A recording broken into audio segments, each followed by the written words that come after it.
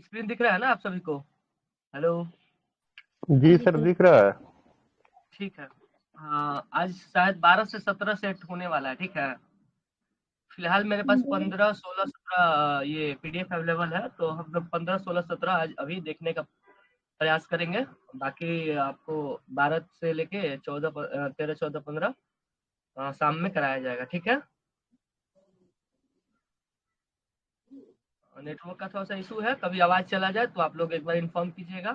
बाकी हम लोग शुरू करते हैं 15 नंबर सेट से। सर 10 बजे कौन सा सेट होगा? 10:30 जितना बजे होता है। 10 बजे टेस्ट का टाइमिंग है ना, 10 बजे से टेस्ट हाँ, होगा ना। तो कौन सा सेट होगा? वो शायद स्टार्टिंग से होगा, 12-13 होगा शायद। अच्छा। उसमें नोटिफिकेशन डाला होगा, आप देख लीजिएगा एक बार। तो आप टेस्ट के लिए आप लोग प्रिपेयर तो होंगे ही, मतलब पढ़े होंगे। बाकी हाँ ये जो कराया जा रहा है इसमें थोड़ा सा एक्स्ट्रा फैक्ट वगैरह जो है ना, आप लोगों को करा दिया जा रहा है। जैसे कि अब पहले क्लास हुआ होगा तो आप लोग देखे होंगे, हाँ ठीक है। चलिए शुरू करते हैं। आप लोग भी रिस्पॉन्स दीजिएगा, ठीक है, पूछेंगे तो। पहला क्वेश्चन है 15 नंबर सेट का। लॉर्ड मैकाले की अध्यक्षता में प्रथम विधि आयोग की स्थापना किसके अंतर्गत की गई थी? तो ये लॉर्ड मैकाले की अध्यक्षता में पहला विधि आयोग जो स्थापना किया गया था, कब किया गया था? तो चार्टर एक्ट जो आया था 1833 का, उसके तहत ये पहला विधि आयोग की स्थापना किया गया था, ठीक है। और वर्तमान में कौन सा विधि आयोग चल रहा है अभी? 23वें नंबर का, ठीक है। उसके जो है, हाँ, उसका अध्यक्ष दिनेश महेश्वरी है। इनसे पहले जो 22वां जो विधि आयोग था उसके ऋतु राज अवस्थी थे, ठीक है। और प्रथम विधि आयोग की जब ये 1833 की चार्टर अधिनियम के साथ ये लाया गया था, ठीक है। और इसमें भी और भी कुछ ऑप्शन है, देख लेते हैं। भारत सरकार अधिनियम 1935, इसके बारे में आप लोग जानते होंगे। संविधान निर्माण में सबसे ज्यादा स्रोत जो लिया गया है इसी से लिया गया है। और भारत सरकार अधिनियम 1919 यूपीएससी वगैरह का गठन जो हुआ है इस अधिनियम से हुआ है। और स्वतंत्र भारत का पहला विधि आयोग की बात करें तो 1955 में ये स्वतंत्र भारत का पहला विधि आयोग की स्थापना किया गया था, ठीक है।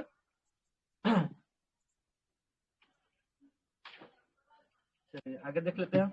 और किन्हीं को कुछ पता है? 1833 का जो चार्टर एक्ट आया था उसके बारे में किन्हीं को कुछ पता है तो बताइए। जैसे कंपनी के शासन को फिर 20 साल के लिए बढ़ा दिया गया था। और चीन और चाय के साथ जो है कंपनी का एकाधिकार समाप्त कर दिया गया था। मतलब चीन और चाय को छोड़कर बाकी सबका मतलब एकाधिकार, ये कंपनी का एकाधिकार समाप्त कर दिया गया था। बंगाल और के सर गवर्नर इसी में जनरल, बंगाल के गवर्नर जनरल हाँ, को बंगाल के संपूर्ण गवर्नर को भारत का गवर्नर जनरल बना दिया गया था। और परिषद में एक विधि सदस्य, यही जो बताया अभी, वो जोड़ा गया था, ठीक है। चलिए ठीक है, आगे देख लेते हैं हम लोग। निम्नलिखित में से कौन सा सही सुमेलित नहीं है? तो ये कुछ समिति का नाम दिया हुआ, कुछ सदस्य दिए हुए, देख रहे हैं। लोक लेखा समिति। तो लोक लेखा समिति में 22 सदस्य होते हैं, आप लोगों को पता होगा। 15 और 7, लोकसभा से 15 और राज्यसभा से 7 होते हैं। कुल 22 सदस्य होते हैं, जिनकी एक वर्ष का इनका ये होता है ना समय।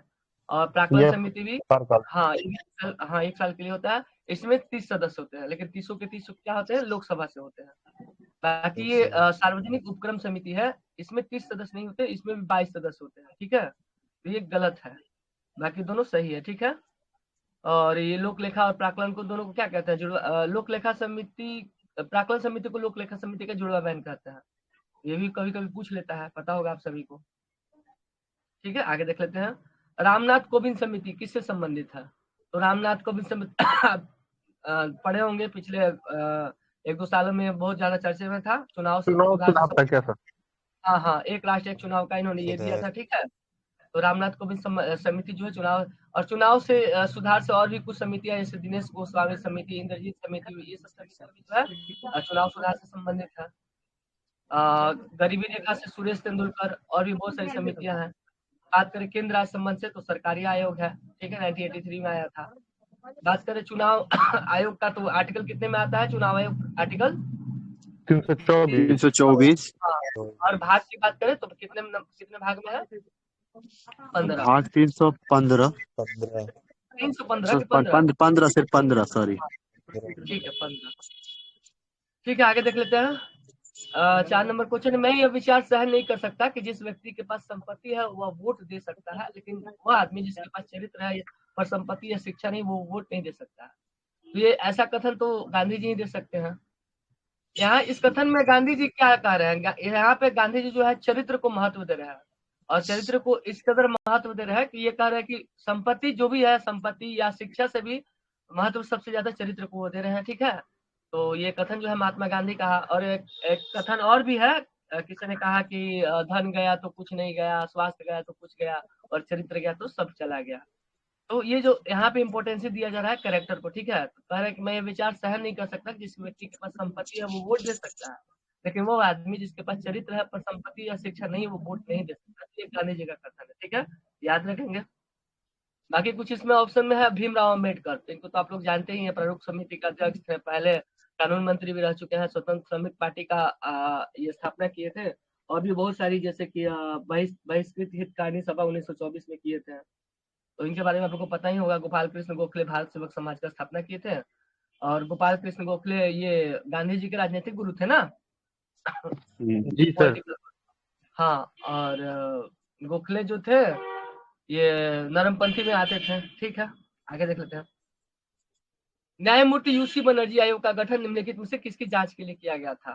तो ये न्यायमूर्ति यूसी बनर्जी आयोग का गठन जो है 2002 की एक घटना है, गोधरा घटना, इसकी जांच के लिए किया गया था। ठीक है, ये घटना कहाँ हुई थी? तो गुजरात में हुई थी, पढ़े होंगे आप लोग, शायद ट्रेन में ये हुई थी ना, गोधरा घटना। जी सर। सही है। हाँ, उसी की जांच के लिए ये आयोग बनाया गया था, यूसी बनर्जी आयोग।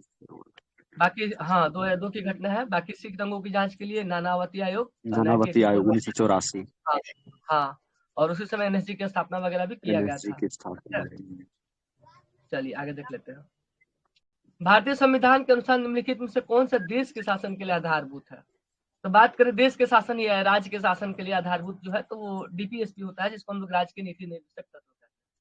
ठीक है, मतलब ये जो है राज्य अपने अनुसार लागू करेगा, अपने क्षमताओं के अनुसार ये लागू करेगा, जितना उसके पास कैपेबिलिटी रहेगा या फिर जितना उसका विचार करेगा वो लागू करेगा। अब जो अपना नीति निर्माण का कार्य वगैरह जो होता है वो इसी को देखते हुए बनाता है वो। ठीक है, लोक कल्याणकारी राज्य की स्थापना वगैरह जो है इसी के अंतर्गत आता है। आपको पढ़े होंगे, भाग 4 में आता है ना डीपीएसपी। हाँ, पार्ट 4 जी में सर। अनुच्छेद 36 से 51 आयरलैंड से लिया गया है। ठीक, हाँ, आयरलैंड से लिया गया, आयरलैंड स्पेन से लिया था, पता होगा आप हाँ, सभी को। आर्टिकल लोक कल्याणकारी राज्य की बात करता है, आर्टिकल 38 में। बिल्कुल बिल्कुल बिल्कुल बिल्कुल सही, बिल्कुल सही कहा आपने। मूल अधिकार की बात करें तो ये यूएसए से लिया गया, भाग 3 में आता है 12 से 35। ठीक है, और मूल कर्तव्य जो था ये स्वर्ण सिंह समिति के रसिया द्वारा से कार्य से जोड़ा गया था। ठीक है, 4 के और ए। 4 के ए में है और 51 के ए में है। अनुच्छेद की बात करें तो पहले 10 था ना, अभी 11 है। ठीक है, तो 11वां जो जोड़ा गया था 86वां संविधान संशोधन से जोड़ा गया था। 2002। हाँ, 2002 में 6 से 14 वर्ष के बच्चों के लिए, नहीं शायद 6 से 14 वाला तो मौलिक अधिकार में जोड़ा गया है, 0 से 6 वर्ष के लिए आंगनबाड़ी वगैरह के लिए इसको जोड़ा गया था। ठीक है, मौलिक कर्तव्य, याद रखेंगे इसको। आगे देख लेते हैं। कुछ ज्वालामुखी पर्वत दिया है और उसका अवस्थिति कह रहा है कि कहाँ पे वो अवस्थित है, तो उसमें कौन सा सही है कौन सा गलत है ये देख लेते हैं। तो कोटोपैक्स इक्वाडोर में है, पता होगा आप लोग को, और फुजियामा जापान में है, ये दोनों सही है। बाकी विसुवियस फिलीपींस में नहीं है, ये इटली में है। इटली ठीक में है, सर, इटली में विश्व हाँ इटली में। है। हाँ हाँ, बिल्कुल सही, इटली में है। और किलिमंजारो जो है तंजानिया में पड़ता है। तंजानिया। हाँ, और किलिमंजारो अफ्रीका की ऊंची चोटी भी है, आपको पता होगा। ठीक है, कुछ कैपिटल भी दिया है, इक्वाडोर का क्वेटो होता है, और जापान का टोक्यो, फिलीपींस का मनीला, अंगोला का युगांडा। अंगोला तंजानिया का है ना। ठीक हाँ, है, युगांडा। हाँ युगांडा, कंपाला हो जाएगा इसका। ठीक है, आगे देख लेते हैं। तो इसमें 2 सही है, बाकी 2 गलत है। तो विसुवियस इटली में है, किलिमंजारो जो है तंजानिया में पड़ेगा आपको। ठीक है, आगे देखिए। मानचित्र के कितने घटक होते हैं? तो ये जो मानचित्र बनाए जाते हैं तो उसमें 3 घटक को शामिल किया जाता है। एक डिस्टेंस देखा जाता है, कितनी दूरी है, एक दिशा देखा जाता है, north south east west, north east north south, मतलब साउथ ईस्ट साउथ वेस्ट वगैरह देखा जाता है। बाकी प्रतीक देखा जाता है उसमें। प्रतीक तो आप लोग समझ ही रहे होंगे, मतलब जो उसमें कुछ जैसे थीमेटिक मैप में रिवर वगैरह ये सब दिखाया जाता है, और भी बहुत सारी चीजें दिखाई जाती है। मैप की बात करें तो मैप भी 3 तरह का होता है, पॉलिटिकल होता है, राजनीतिक मैप जिसको कहते हैं, एक होता है फिजिकल जिसमें नदी पहाड़ वगैरह दिखाया जाता है। और एक थीमेटिकल मैप होता है जिसमें ये जो निर्माण कार्य जो होते हैं ना, जैसे कि ब्रिज वगैरह, जो ये सब सड़क वगैरह, ट्रेन वगैरह, उसको ये सब दिखाया जाता है। बाकी बात करें तो मानचित्र को सर्वप्रथम कौन बनाया था? तो ये अलेक्जेंडर अलेक्जेंडर बनाया, के द्वारा तैयार किया गया था अलेक्जेंडर। सर्वप्रथम। हाँ ठीक है। और इसके अध्ययन को कैरीग्राफी, मानचित्र के अध्ययन को। बहुत अच्छा याद रखेंगे आप लोग। चलिए आगे देख लेते हैं। आर्कटिक महासागर तथा बेरिंग जल संधि से जुड़ा महासागर है। तो आर्कटिक और बेरिंग जल संधि से जुड़ा महासागर कौन सा है? तो प्रशांत महासागर। शांत महासागर। हाँ, आर्कटिक ऊपर है कि नीचे है? नॉर्थ में, साउथ में है? नॉर्थ में है ना, नॉर्थ वाला। हाँ, अंटार्कटिक नीचे है। और ये बेरिंग से जुड़ता है, प्रशांत महासागर के तहत जुड़ता है। कुछ यहाँ पे गर्त दिया हुआ है प्रशांत महासागर का। कुछ जो सबसे नीचे खाई की बात करें या गर्त की बात करें तो मेरियाना गर्त है। हिंद महासागर का सीधा है, प्लूटो रिको गर्त है। ठीक है, चलिए आगे देख लेते हैं। चक्रवात एवं प्रति चक्रवात में निम्न में से किस प्रकार के पवन का उदाहरण है? तो चक्रवात और प्रति चक्रवात जो आता है मौसमी पवन की वजह से आता है। ठीक है, और चक्रवात में निम्न दाब होता है केंद्र की ओर, हवा बहता है इसमें उच्च, और प्रति चक्रवात में उच्च दाब का केंद्र होता है बाहर की ओर। पढ़े होंगे। चक्रवात की तीव्रता वगैरह जो है टी स्केल से नापते हैं हम लोग, तो सब पता ही होगा। निम्न चक्रवात में क्या होता है? निम्न दाब होता है, केंद्र की ओर होता है। ठीक है, चलिए आगे देखते हैं। गुप्तकालीन प्रमुख मंदिर स्तूप में कौन सा बेमेल है? मतलब कौन सा गलत है, असंगत है? तो सारनाथ जो है, धमेक स्तूप सारनाथ में है। ठीक है, बौद्ध विहार नालंदा में है। विष्णु मंदिर की बात कर रहा है, तो ये विष्णु पद अगर मंदिर होता तो शायद गया में होता, वो गया में है ना। बाकी विष्णु मंदिर का तो मतलब ऐसे बहुत सारे विष्णु मंदिर है, तो इसका कुछ समझ में नहीं आ रहा है, तो ये गलत है, भितरगांव में नहीं है। ठीक है, और ये सब गुप्तकालीन मंदिर है, तो इससे एक रिलेटेड है कि गुप्त संवत का स्थापना कौन किए थे? तो चंद्रगुप्त शुरू किए थे, चंद्रगुप्त प्रथम 319 से 20 ईस्वी में। तो ठीक है, और गुप्त साम्राज्य का स्थापना कौन किए थे? श्रीगुप्त किए थे ना। श्रीगुप्त, हाँ। हाँ, उसमें दो ये राजा हुए हैं जो बहुत ये फेमस हुए, प्रसिद्ध हुए। एक समुद्रगुप्त हुए, एक चंद्रगुप्त द्वितीय हुए, पता होगा आप सभी को। आगे देख लेते हैं। निम्न में से किस मत के अनुयायियों को पंचार्थिक भी कहा जाता है? पंचार्थिक, पाशुपत। हाँ, पाशुपत के जो अनुयायी हैं उन्हें पंचार्थिक कहा जाता है। ठीक है, बाकी देख ले तो पाशुपत से संबंधित लकुलिश है, लिंगायत से वासव है। हाँ, लकुलिश लिंगायत वासव से संबंधित है। और कपालिक जो है महेश्वर से। और ये कालामुख का तो पता नहीं है। बाकी आजीवक संप्रदाय का जो थे मखलिक पुत्र गोसाल जी। आगे देख लेते हैं। किस हड़प्पा स्थल से कांसे का दर्पण मिला है? तो ये जो कुछ क्वेश्चन है पूछा जाता है, तो ये इम्पोर्टेंट है। हड़प्पा से ही ना, कांसे का दर्पण हड़प्पा से मिला है। ठीक है, हाँ।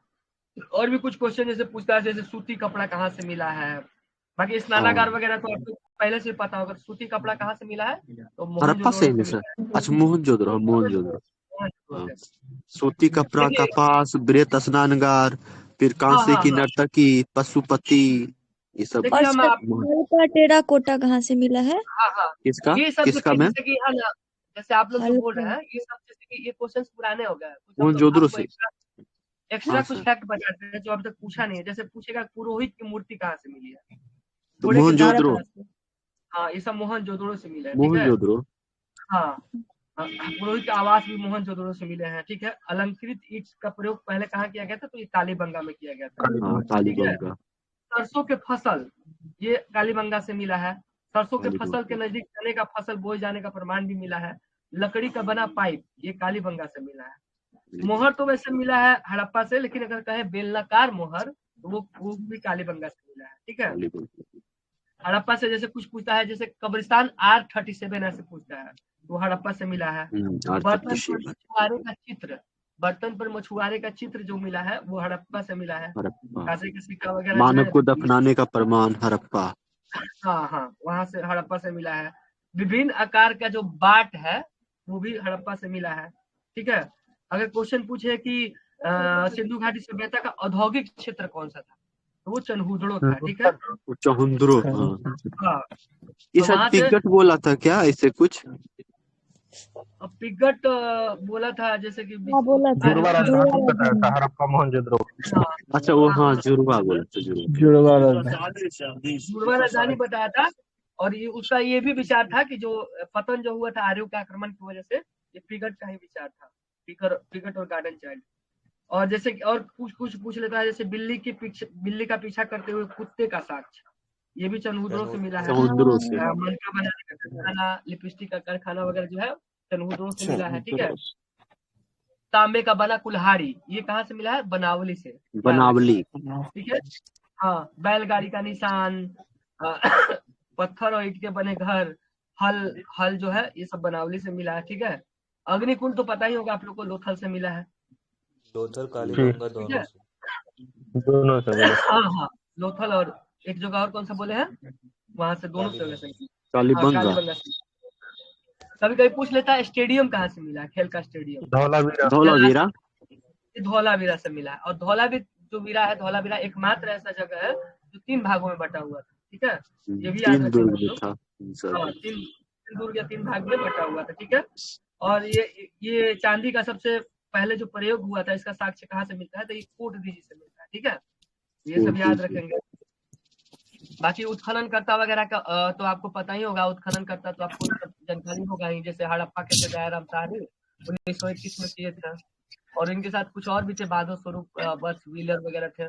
मोहनजोदड़ो सिंधु घाटी सिंधु घाटी के किनारे है, मतलब सिंधु नदी के किनारे है। राखल दास खगड़िया 1922 में। चनहुदड़ो जो है सिंधु नदी के किनारे है, इसको मैके किए थे और मजूमदार।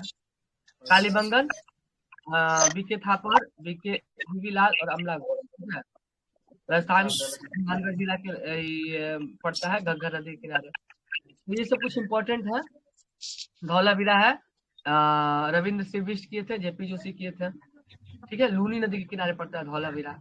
बनमाली रंगोई नदी के किनारे, सुल्तानगढ़ और दास नदी के धौलावीरा किनारे। को रविंद्र बिष्ट की खोज की हाँ, रविंद्र सिंह बिष्ट की ही बात। कि बनावली का? नहीं देखिए, बनावली का भी जो है, बनावली क्या है? वही हाँ, किए थे। बनावली रविंद्र सिंह बिष्ट है 1974। और धौलावीरा भी जो है ये भी जेपी जोशी और रविंद्र सिंह बिष्ट दोनों ने मिलकर किया था। ठीक है। 1967 में जेपी जोशी किए थे और 1991 में और 1991 में रविंद्र सिंह बिष्ट किए थे। ठीक है। तो जैसा ऑप्शन रहेगा, ऑप्शन के अकॉर्डिंग आप आंसर कीजिएगा। अगर जेपी जोशी रहेगा तो जेपी जोशी कीजिएगा, रविंद्र सिंह बिष्ट रहेगा तो वो कीजिएगा आप। ठीक है। तो ये लुसेंट का कुछ है तो आप बता दिए आपको। चलिए आगे देखते हैं।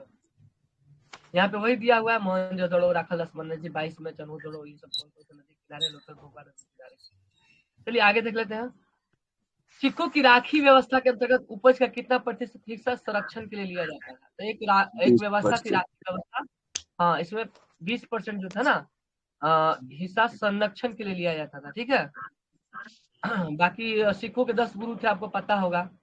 नाना अंगद, अमर राम, अर्जुन गोविंद, हर राय, हरकिशन, तेग बहादुर और गुरु गोविंद सिंह।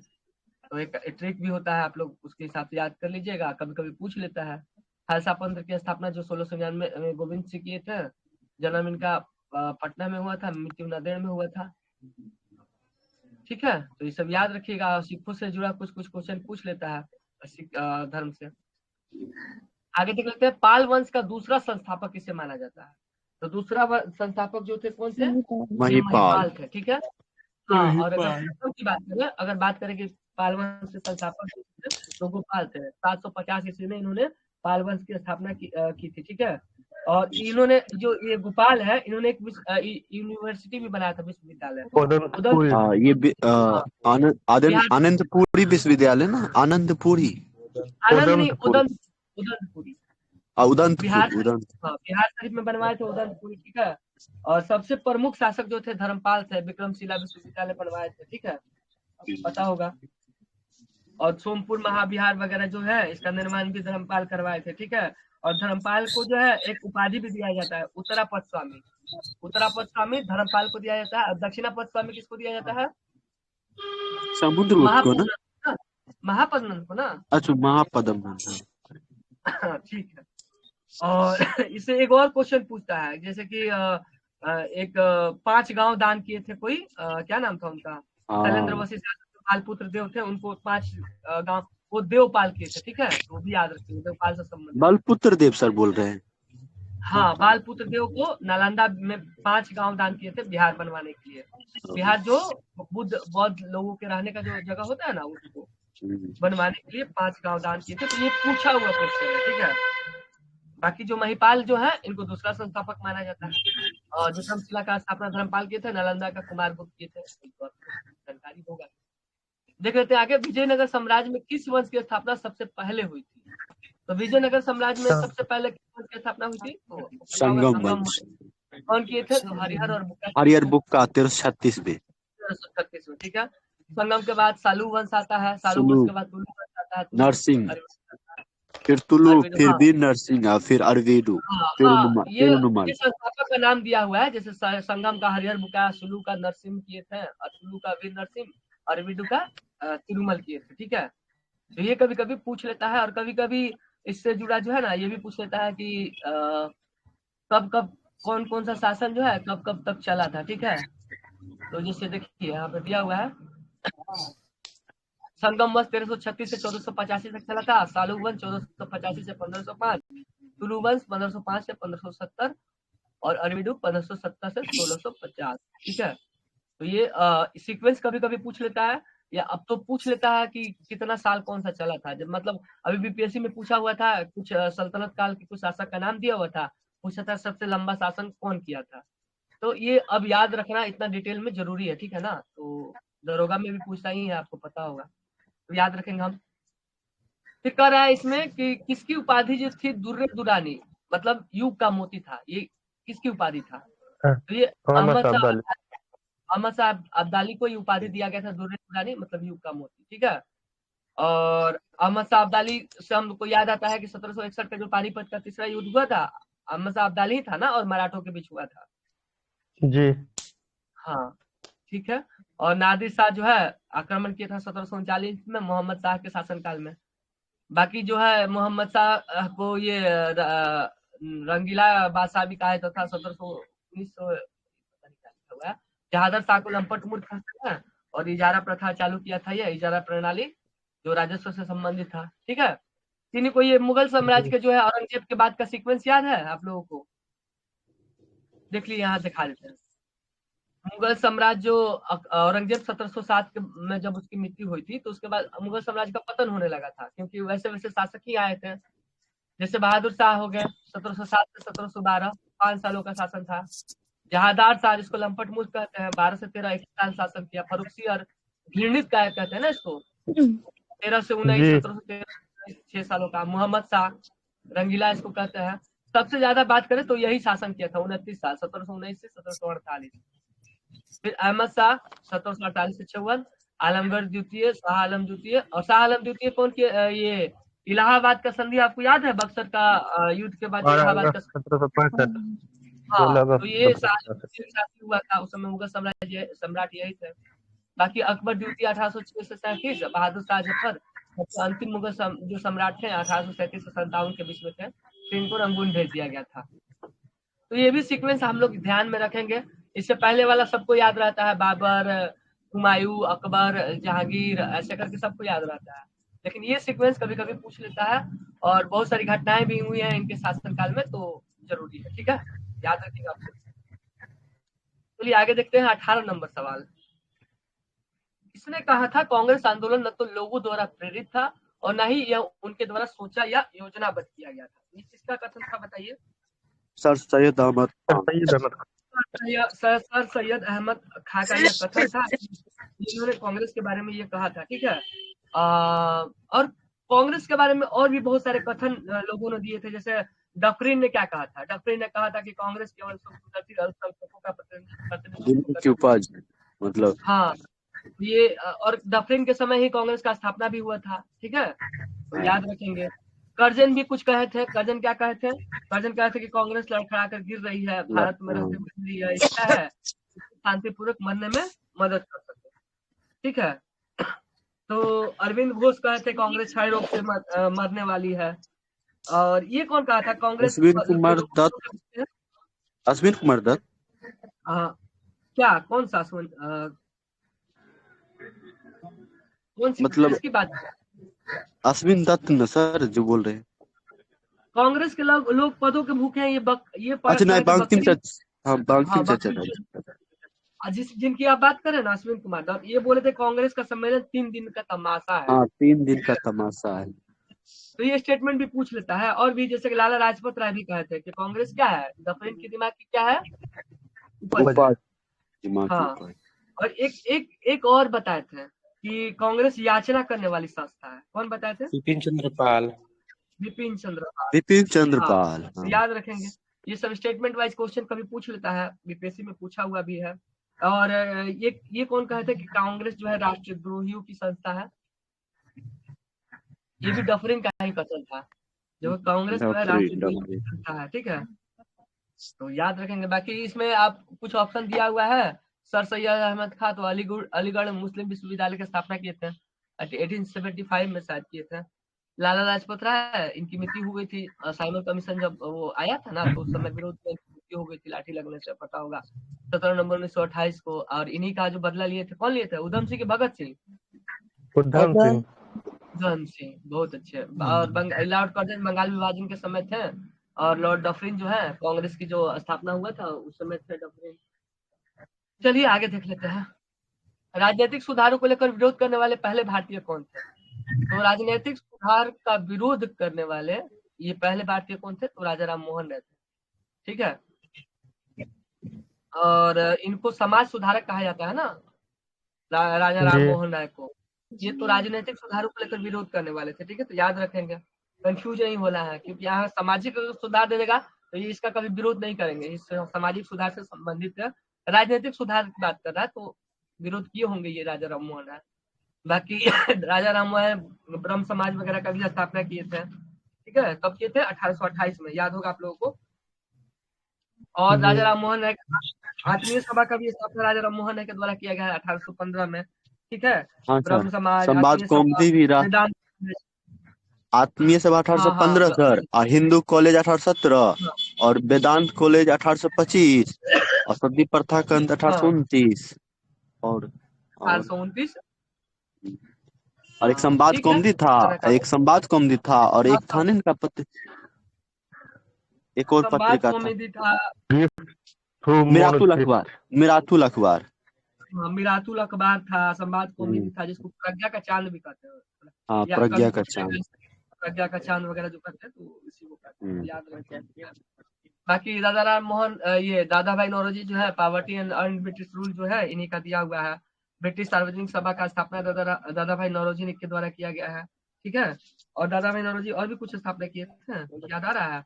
एक कहता है कि ईस्ट इंडिया एसोसिएशन सर, 1866 वाला। हाँ, ईस्ट इंडिया एसोसिएशन 1866, ये लंदन में किए थे, लंदन में रहते भी थे। तो ये किए थे। और एक पारसी सभा, पारसी धर्म को ये करने के लिए, सुधार लाने के लिए रहनुमाई मददयान 1851 में टेक्नोलॉजी के द्वारा किया गया था। बाकी सुरेंद्र नाथ बनर्जी बॉम्बे एसोसिएशन का स्थापना भी यही किया था ना 1851 में सर, 1852 में सॉरी। बॉम्बे एसोसिएशन हमको याद नहीं आ रहा, आप देख लीजिएगा। हाँ, यही किया था सर। यहाँ से कंफ्यूजन ये होता है सर, एक होता है बॉम्बे एसोसिएशन, एक होता है बॉम्बे प्रेसिडेंसी एसोसिएशन। तो बॉम्बे एसोसिएशन में दादा भाई नौरोजी ठीक है, लेकिन बॉम्बे प्रेसिडेंसी एसोसिएशन बोलते हैं तो मुंबई का जो त्रिमूर्ति था, केपी तेलंग तैयब, वो किया था। वो 1885 में कांग्रेस के समय में। 1885 में। चलिए, बहुत अच्छा। बाकी बाल गंगाधर तिलक के बारे में पता ही है, इन्होंने गीता रहस्य और लिखा हुआ था, जेल में है। और दो पत्रिका इनसे मराठा और केसरी वगैरह जो है इनसे संबंधित है। और 1920 में इनकी मृत्यु हो गई थी। ठीक है, वही सब जानते ही होंगे। ए नेशन इन मेकिंग, ये सुरेंद्र नाथ बनर्जी का लिखा हुआ है। ठीक है, याद रखेंगे। चलिए, यहाँ पे कुछ आइए गया, कुछ संस्था है और पूछ रहा है कौन किए थे। एशियाटिक सोसाइटी ऑफ बंगाल, तो ये कौन किए थे? विलियम जोन्स किए थे। जॉन विलियम जोन्स 1784 में किए थे। एशियाटिक सोसाइटी ऑफ बॉम्बे, ये 1804 में हुआ है। Royal Asiatic Society of Britain, 1823।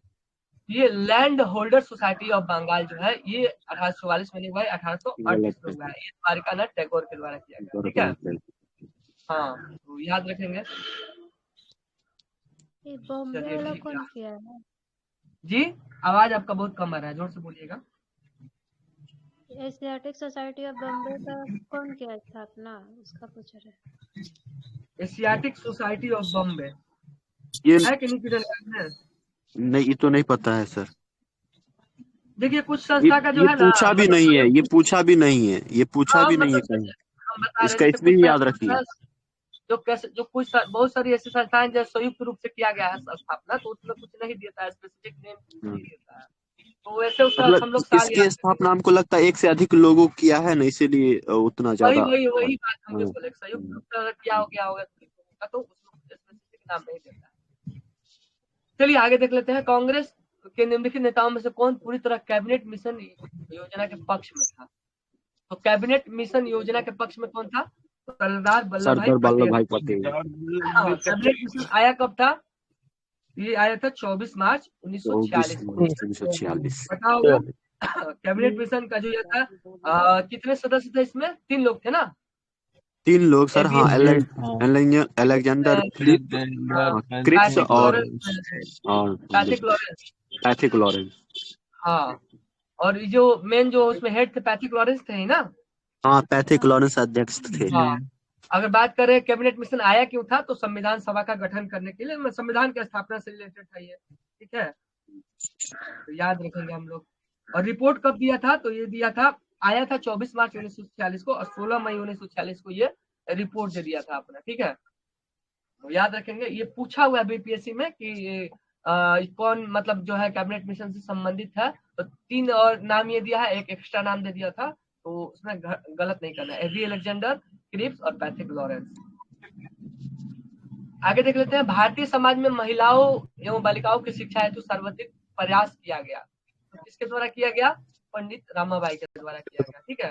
हाँ, पंडित रमाबाई। हाँ, उन्होंने आर्य महिला समाज, शारदा सदन वगैरह का स्थापना किया था इन्होंने, और सबसे ज्यादा सर महिला और 1889 में। जी 1889 में किया था। और सरोजिनी नायडू जो है पहली भारतीय महिला जो ये थी, क्या बोलते हैं, कांग्रेस की आईएनएससी पहली भारतीय महिला मतलब कांग्रेस अध्यक्ष भारतीय अध्यक्ष महिला, था हाँ। ना। हाँ, और अगर केवल भारतीय महिला का है तो एनी बेसेंट थी, एनी बेसेंट। ठीक है। सावित्री बाई फुले, ज्योतिबा फुले की पत्नी थी, आपको पता होगा। और सत्यशोधक समाज वगैरह जो था, देश की इन्हीं के पहली द्वारा महिला किया गया। शिक्षिका थी ना सर ये, हाँ, सावित्री बाई हाँ फुले। हाँ, पहली महिला शिक्षिका, तो इनसे संबंधित कुछ ये सारे फैक्ट है, तो आप लोग याद रखिएगा। देश की पहली महिला स्नातक बोलेगे तो ये कांदमनी गांगुली, कांदमनी गांगुली। भारत कादम्बनी की। गांव, ठीक है, बहुत अच्छे। चलिए आगे देख लेते हैं। कांग्रेस के नरम दल के नेताओं की आंदोलन क्या थी? तो जो कांग्रेस के नरम दल के जो थे, ये पद्धति, इस पद्धति का नाम क्या है? राजाओ मबद्ध आंदोलन। राजाओ मबद्ध आंदोलन, देख लीजिए क्या लिखा है, प्रोनाउंसिएट करने में थोड़ा सा दिक्कत हो रहा है। मतलब सेंस ये है कि याचना करेंगे, प्रार्थना करेंगे, आवेदन देंगे, यही इसी पद्धति को हम लोग क्या कहते हैं? राजाओ मबद्ध आंदोलन, ठीक है। तो कभी एक को अगर आ जाए ऑप्शन में तो कंफ्यूज नहीं होना है। पता ही होगा आप लोग को, नरम दल जो थे वो एप्लीकेशन वगैरह प्रार्थना निवेदन से ही काम चलाते थे। तो ये नरम दल का कब से कब तक था, आपको पता है? 1885 से 1905 तक। 1905 हाँ, 1850 से 1905। उदारवादी का है या नरम दल का है। उसके बाद से जब ये कांग्रेस का जब विभाजन हो जाता है 1907 में, आज से उग्रवाद का चरम मतलब ये शुरू हो जाता है 1906 से 1919 तक, जब तक गांधी जी का ये नहीं होता है। और गांधी जी का जब युग होता है चंपारण के बाद, जब ये 1919 से मतलब ये रोलेक्ट ये सब आता है, उसके बाद से गांधी जी युग का युग शुरू हो जाता है 1919 से लास्ट 47 तक, ठीक है। क्योंकि उसके बाद हम देखते हैं असहयोग, सविनय अवज्ञा आंदोलन, भारत छोड़ो आंदोलन, बहुत सारे आंदोलन इन्होंने किया, वापस भी लिया, किया भी, तो उसको गांधी युग में हम लोग कंसीडर करते हैं। बाकी उदारवादी 1885 से 1905, उग्रवाद जो है 1906 से 1919, याद रखेंगे, ठीक है। ये जो है ऑप्शन राजाओं बद्ध आंदोलन, इसको याद रखेंगे, कंफ्यूज नहीं होना है अगर पूछेगा तो। पूरब का साम्राज्य हमारे पैरों में है, यह कथन किस आंग्ल मैसूर युद्ध से संबंधित है? तो किस आंग्ल मैसूर युद्ध से संबंधित? स्पोर्ट वाला में, ठीक है। कौन स्टेटमेंट दिया था, कौन का किसका कहा था, किसका स्टेटमेंट था? बेलेजली का। बेलेजली का, हाँ सर, बेलेजली कोर्ट तो वही था ना। बेलेजली का स्टेटमेंट था। बात करें कि अगर 4 युद्ध हुए थे आंग्ल मैसूर युद्ध, तो पहला हुआ था 1767 से 69 में, सेकंड वाला हुआ था 80 से 84 में, तीसरा 90 से 92 में, 90 से 92, 1799। इसको हम लोग एक ट्रिक लिखते हैं MMS संधि वाला, M से मद्रास, सेकंड वाले में मैंगलोर मंगलोर, और श्रीरंगपट्टनम, बात करते हैं थर्ड वाला में हाँ मर कभी ही कभी गया पूछ लेता है फोर्थ वाला। कभी कभी पूछ लेता है कि कौन से गवर्नर जनरल संबंधित है। तो पहला वाला हाँ का सर, फर्स्ट वाला में वेरलास्ट हो जाएगा, वेरलेस्ट हो जाएंगे, वेरलास्ट, और सेकंड वाला में वारेन हेस्टिंग्स हो जाएगा, और थर्ड वाला में कर्नवालिस हो जाएगा, और फोर्थ वाला में वेलेजली हो जाएगा। ठीक है, बहुत अच्छा, तो याद रखेंगे हम लोग इसको। ये सीक्वेंस दे देता है कभी कभी, ठीक है। और एक वो MMS कहिए या मामा श्री कहिए, मद्रास, मैंगलोर और श्रीरंगपट्टनम, ऐसे भी हम लोग याद कर सकते हैं, ठीक है। चलिए आगे देख लेते हैं। ब्रिटिश काल के संदर्भ में निम्नलिखित कथनों पर विचार कीजिए। देख लेते हैं क्या कथन दिया है। 1935 के गवर्नमेंट इंडिया एक्ट में प्रांतीय स्वायत्तता का प्रावधान किया गया था। सही है सर, नहीं हाँ सही है। केंद्र जैसे कि प्रांतियों में से द्वैध शासन को हटा के केंद्र में द्वैध शासन लगा दिया गया था। प्रांतियों को जो है, प्रांतों को जो क्या है, स्वायत्तता दे दिया गया था, ठीक है। बाकी कह रहा है कि 1937 में चुनाव में संयुक्त प्रांत में कांग्रेस के साथ मिलकर सरकार बनाने में मुस्लिम लीग के प्रस्ताव को कांग्रेस ने स्वीकार कर लिया। ये गलत है, ठीक है। नहीं, कांग्रेस हाँ, अपना बनाया था ना, आठ प्रांत में सरकार बना पाया था इसको कांग्रेस। हाँ। अच्छा, ये जो 1937 का जो चुनाव हुआ था, तो उसमें जो है, ये सेकेंड वर्ल्ड वार कब हुआ था? 1939 से 45 तक। 45। 1939 से 45 में हुआ था। तो जो 37 का चुनाव हुआ था, उसमें जो मंत्रिमंडल बना था, उसके बाद सेकेंड वर्ल्ड वार में जो भारतीयों को मतलब बिना पूछे शामिल कर लिया गया था, तो ये सारे जो थे नेता जो है इससे इस्तीफा दे दिए थे। तो एक मुक्ति दिवस करके मनाया जाता है ना। दो साल बाद ही सर 1939 में सब इस्तीफा दिया था। हाँ, तो उसको क्या कहते हैं? प्रत्यक्ष कार्यवाही प्रत्यक्ष कार्य। हाँ नहीं, मुक्ति दिवस कहते हैं ना उसको। देखिए यही हम कहने वाले थे, सुनिएगा मेरा बात सुनिएगा। एक होता है मुक्ति दिवस, एक होता है प्रत्यक्ष कार्यवाही दिवस, इसमें कंफ्यूजन होता है। तो मुक्ति दिवस जो होता है, ये मुस्लिम लीग के द्वारा मनाया गया था। कब मनाया गया था? जब कांग्रेस मंत्रिमंडल के त्याग पत्र जो ये लोग दे दिए थे, तो 22 दिसंबर 1939 में दिए थे सर वो इस्तीफा। और जो आप प्रत्यक्ष कार्यवाही दिवस की बात कर रहे हैं, तो वो कब मनाया गया था? वो मनाया गया था, आपको बताइए, 46 में, 1946 में। 16 अगस्त 1946 को। हाँ, ये भी मुस्लिम लीग के ही द्वारा मनाया गया था। उसमें क्या किया गया था? पाकिस्तान की मांग की जा रही थी, और पाकिस्तान की मांग के लिए बहुत ज्यादा हड़ताल वगैरह किया जा रहा था, तो वो प्रत्यक्ष कार्यवाही दिवस होता है। तो ये याद रखेंगे हम लोग, कंफ्यूज नहीं होना है। दोनों मुस्लिम लीग के द्वारा दोनों किया गया था।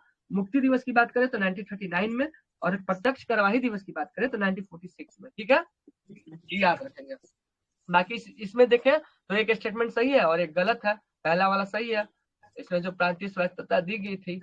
बाकी 1935 के एक्ट में बहुत सारा चीज आप लोग को पता होगा, पता है ना कि बता दें? हाँ नहीं सर, आगे बढ़िए। नहीं, देखिए इसका जो क्लास है करने का मतलब ही है कि रिवाइज करेंगे हम लोग। बता दीजिए सर, बता दीजिए, तब हमको लगा ज्यादा टाइम हो जाएगा। बता दीजिए। जैसे 1935 का जो एक्ट था, उसमें अखिल भारतीय संघ की स्थापना किया गया था। प्रांत में द्वैध शासन समाप्त कर दिया गया था, केंद्र में लगाया गया था, ठीक है। 3 प्रकार की सूची जो है हम लोग देखते हैं, उसी समय मतलब ये किया गया था। संघीय न्यायालय की स्थापना किया गया था। RBI का जो है वो संघीय बैंक जिसको कहते हैं, वो किया गया था, ठीक है। बर्मा को अलग किया गया था। ये सारी चीजें जो है 1935 के एक्ट द्वारा किया गया था। और भी बहुत सारी चीजें हैं, जहां तक हमको याद था हम आपको बता दिए, ठीक है। तो याद रखिएगा। चलिए देख लेते हैं, किसी शुष्क सेल में विद्युत का उत्पादन कैसे होता है। तो शुष्क सेल में बात करें वो रासायनिक ऊर्जा से होता है, ठीक है जी। और ये क्या लिखा हुआ है, विद्युत के रूप का प्रयोग मैंगनीज डाइऑक्साइड, ठीक है। याद रखेंगे शुष्क सेल में विद्युत का उत्पादन होता है, रासायनिक ऊर्जा से होता है।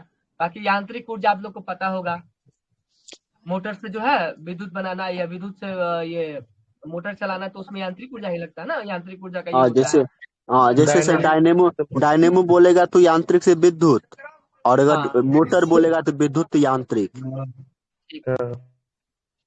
चलिए आगे देख लेते हैं। बहुत अच्छा। स्थिर या गतिज अवस्था में परिवर्तन के प्रतिरोध करने का वस्तु की प्रकृति जड़त्व कहलाता है।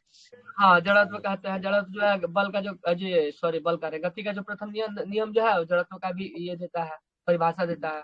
ठीक है, बाकी बल का भी परिभाषा का है तो वही देता है, और बल का व्यंजक मिलता है गति के दूसरे नियम से। ठीक है, बाकी बल का ये फॉर्मूला भी होता है F=ma में, सेकेंड लॉ से। हाँ, और जो सम्वेग जो है द्रव्यमान इंटू वेग सम्वेग होता है। बाकी केजी मीटर पर सेकेंड। हाँ, चलिए आगे देखते हैं।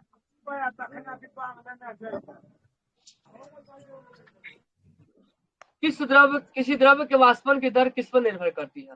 निर्भर नहीं होती है, लिखा है किसी द्रव्य की हाँ सर, वाष्पन की दर द्रव्यमान पर डिपेंड नहीं करेगा, तापमान पर तो करेगा ही। हाँ, हाँ तापमान पे करेगा, टेम्परेचर आर्द्रता आर्द्रता पे पे करेगा, करेगा, और सर पर भी पृष्ठीय करेगा। क्षेत्र पर भी करेगा। हाँ, तो ये इसका जो वाष्पन का जो दर है वेपोराइजेशन का ये दर है, ये द्रव्यमान पे डिपेंड नहीं करता। ठीक है, और जैसे जैसे ताप बढ़ेगा वाष्पन का जो दर है बढ़ते जाएगा। ठीक है, बढ़ते जाएगा नहीं होगा। हाँ, गैस में भी हम लोग पानी वानी गर्म करते हैं, तेज करेंगे तो क्या होगा, ज्यादा जल्दी वाष्पीकृत होगा। ज्यादा। हाँ, वह पादपों द्वारा किस प्रक्रम में ग्लूकोज का निर्माण होता है? प्रकाश प्रकाश संश्लेषण की संश्लेषण। क्रिया होता है, ग्लूकोज का निर्माण होता है। ठीक है, और प्रकाश संश्लेषण में H2O CO2 वगैरह जो है प्रकाश वगैरह क्लोरोफिल वगैरह का तो इसमें जरूर मतलब होता है। पता ही होगा, जल चाहिए, सूर्य का प्रकाश चाहिए, कार्बन डाइऑक्साइड चाहिए, और क्लोरोफिल भी चाहिए होता है। मतलब तो वो तो होता ही ऑलरेडी, और क्लोरोफिल में मैग्नीशियम होता है, और श्वसन CO2 मतलब ये लेता है पादप। पता ही होगा तुमको। आगे देखते हैं, मानव में वृकाणु का कार्य निम्न में से क्या है? तो वृक का क्या काम है? उत्सर्जन। हाँ, बाकी श्वसन वगैरह का काम तो ये तो फेफड़ा करता है ना। परिवहन हाँ, वर्ग परिवहन का काम कौन करता है? आर्टरी और वेन्स वगैरह का काम तो ये आरबीसी, ब्लड। हाँ, आरबीसी रेड ब्लड सेल्स जो है परिवहन का काम करती है, ऑक्सीजन वगैरह पहुंचाने का काम करती है। ठीक, चलिए आगे देख लेते हैं। महिलाओं में मादा हार्मोन एस्ट्रोजन किसके द्वारा स्रावित होता है? तो मादा जो अंडाशय। अंडाशय के द्वारा स्रावित होता है। मादा हार्मोन में कौन कौन सा होता है? तीन हार्मोन सर, तीन हार्मोन, एस्ट्रोजन होता है, प्रोजेस्टेरोन होता है, रिलैक्सिन होता है। ये तीन हाँ, फीमेल हार्मोन तीनों जो याद कि रखिएगा। कभी कभी कंफ्यूज करता है इसमें मेल वाला और एंड्रोजन फीमेल। देखिए। हाँ, दोनों मिला एंड्रोजन देख कंफ्यूज करेगा। तो एंड्रोजन जो है मेल है, फीमेल नहीं है। हाँ, टेस्टोस्टेरोन भी होता है ना एक नर का। हाँ, और टेस्टोस्टेरोन मेल हार्मोन। हाँ, और एक और जो बताया है वो दोनों मेल है, बाकी फीमेल का जो रिलैक्सिन है, हाँ, एस्ट्रोजन है, प्रोजेस्टेरोन है। निकलता कहाँ से? ये भी ऐसे भी क्वेश्चन पूछ देता है। जैसे कि एक प्रोजेस्टेरोन, जैसे कि तीन हार्मोन पढ़ते हैं ना अंडाशय से निकलने वाले तीन तरह, जैसे कि एक हो गया प्रोजेस्टेरोन हो गया, एक रिलैक्सिन हो गया, एक एस्ट्रोजन हो गया। तो ग्राफियन फॉलिकल सेल से जो निकल थोड़ा अंदर अगर जाएगा तो पूछेगा प्रोजेस्टेरोन हार्मोन जो है किस सेल से निकलता है? तो ये ग्राफियन फॉलिकल सेल से निकलता है। बहुत सुंदर, बहुत अच्छा, याद रखेंगे आप लोग। अभी जो है ना बायोलॉजी वगैरह से क्वेश्चन दे भी रहा है, उसी टाइप का लग रहा है जैसे नीट से क्वेश्चन पूछ रहा है। बहुत हाँ, मतलब पीएससी का आप लोग क्वेश्चन देखे होंगे। जैसे सर ये जितना हार्मोन पढ़ते हैं हम लोग, रिलैक्सिन हो गया, एस्ट्रोजन हो गया, प्रोजेस्टेरोन हो गया, ये सब आपको पता है कि किडनी का जो ऊपर जैसे ऊपरी वाले पार्ट को क्या बोलते हैं? कॉर्टेक्स बोलते हैं ना।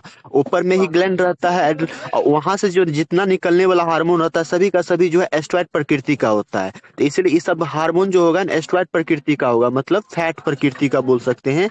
लेकिन जो मेडुला से निकलने वाला, आप जानते हैं मेडुला से शायद एक नॉर एपिफ्रिन और एपिफ्रिन निकलता है। तो वो आपको जितना मेडुला से निकलने वाला हार्मोन सब का होगा, मतलब अमीनो एसिड प्रकृति का होगा, मतलब प्रोटीन प्रकृति का। ये भी प्रकृति पूछ लेता है।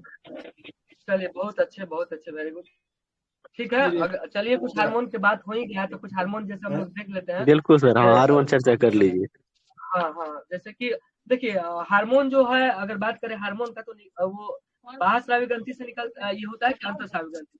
अंतःस्रावी ग्रंथि सर, अंतःस्रावी ग्रंथि। अंतःस्रावी जिसको हम लोग कहते हैं एंडोक्राइनिक कहते हैं। Endocrine gland. हाँ, हाँ, हाँ, जैसे कि जैसे पीयूष ग्रंथि हो गया, ऑटू ग्रंथि जिसको हम लोग थायराइड ग्लैंड कहते हैं, पिनियल ग्लैंड कहते हैं, पैराथायराइड ग्लैंड कहते हैं, एड्रिनल ग्लैंड होता है। ये सारे जो है एंडोक्राइनल मतलब अंतःस्रावी ग्रंथि है। ठीक है, इन्हीं से हार्मोन का स्राव होता है। ठीक है, तो जैसे कि अगर कभी कभी पूछ लेता है कि बर्थ हार्मोन किसे कहते हैं, या फिर लव हार्मोन किसे कहते हैं? Oxytocin sir, oxytocin.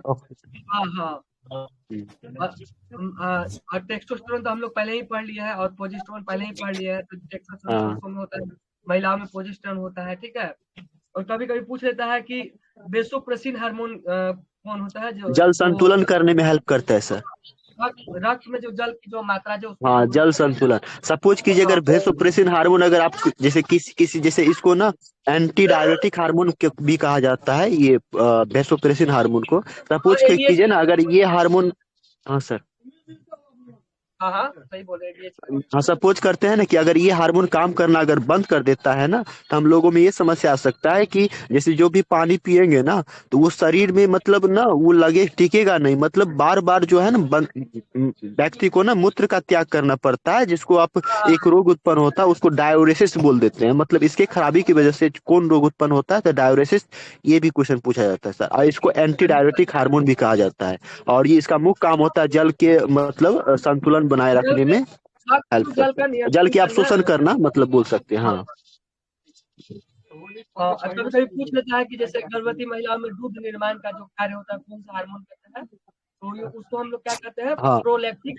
प्रोलैक्टिन, हाँ प्रोलैक्टिन हार्मोन। एलटीएच भी कहते हैं, एलटीएच या प्रोलैक्टिक कहते हैं, ठीक है। तो हाँ ये सब याद रखेंगे, ठीक है। LH सर, LH ना, एलटीएच ना एलएच। LH सर एक प्रोलैक्टिन होता है जो दुग्ध ग्लैंड को निर्माण में करता है। एक होता है फॉलिकल स्टिमुलेटिंग हार्मोन जिसको FS बोलते हैं, ये जनन अंग क्रियाशील करने में हेल्प करता है। और LH भी मतलब इसी में सपोर्ट करता है एक तरह से। जैसे कि जब ओव्यूलेशन होता है ना, अंडाक्षरण बोलते हैं, तो जैसे मान लेते हैं FSH हार्मोन जिस टाइम निकलेगा, जैसे मान लेते हैं कि FSH हार्मोन का काम है कि अंडाणु को बनाना, मतलब जैसे मासिक चक्र स्टार्ट होता है, तो हम लोग जानते हैं ना कि जब मासिक चक्र के दौरान, हर मासिक चक्र के दौरान एक अगर मतलब एक निकलता है एक बार में, तो दूसरे मासिक चक्र के दौरान दूसरा मतलब दूसरा साइड से निकलेगा, बाएं मतलब एक बार बाएं साइड से निकलेगा ना, तो दूसरा बार दाएं साइड से निकलेगा, ऐसे चलता है। तो जो भी ओवरी से, हाँ एलएचटी होगा, सही बोले, एलएचटी हाँ होगा। सर, हाँ ठीक है। और भी जैसे कुछ क्वेश्चन पूछ दिया जाए, शरीर का टेम्परेचर को कौन सा हार्मोन नियंत्रित करता है। हार्मोन नहीं तो ग्लैंड हो जाएगा, थायराइड हो ग्लैंड जाएगा। सर ना वो, हाँ चलिए ठीक है, इसमें बहुत ज्यादा समय हो बॉडी गया, के आगे हम स्पर्म बनने के लिए सर बॉडी के टेम्परेचर कम होना चाहिए, मतलब इसीलिए तो नीचे रह, हाँ कम से कम बोल सकते हैं 34 से 35, 37 डिग्री सेल्सियस नहीं, 37 से कम होनी चाहिए। सही कहा आपने, ठीक है। यहाँ देख लेते हैं, आगे हम लोग बढ़ते हैं, इस क्वेश्चन पे ज्यादा समय दे दिए, ठीक है। हाँ आगे बिल्कुल, बची डिस्कशन ज्यादा हो जाएगा सर, ज्यादा टाइम हो जाएगा। जी सही है।